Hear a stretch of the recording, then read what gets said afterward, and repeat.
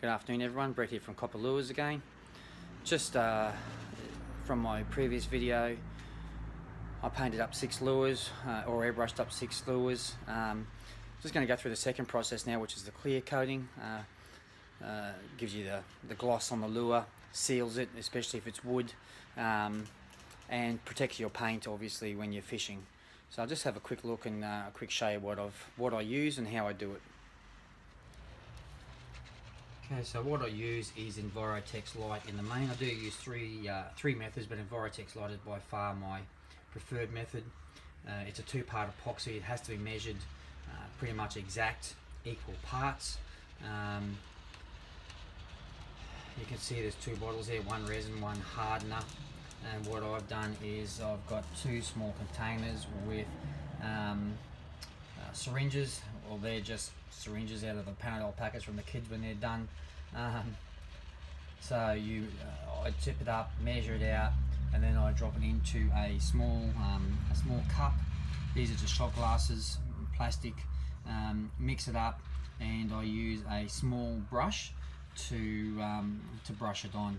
I'll just give you a quick. I've got one sitting there now. I've got 5 on the drying reel, but I'll give you a quick look at how I go about covering the last one.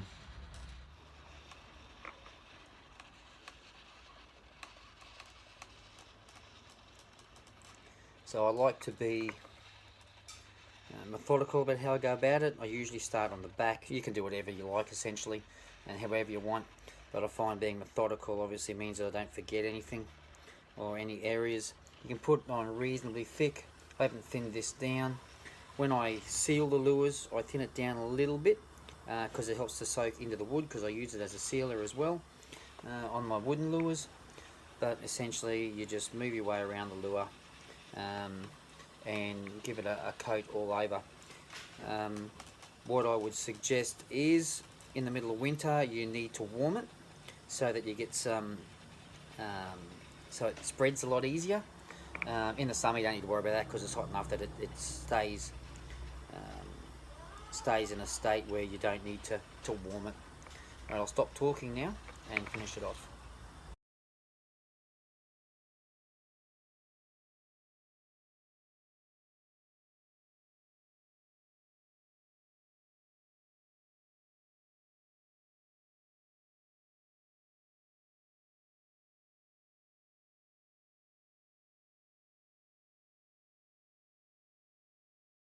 So you can see it's not an overly laborious process.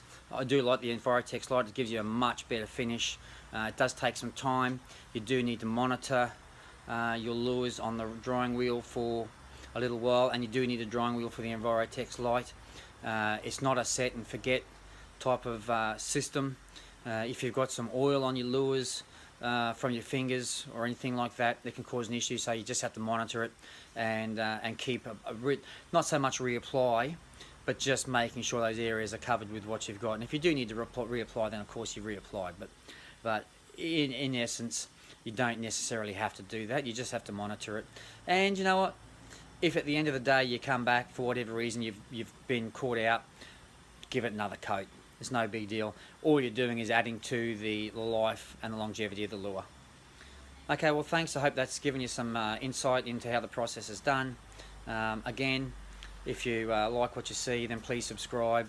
Like I said in my last video, I'm going to try and do more and more of this type of stuff, and try and improve my videos and do more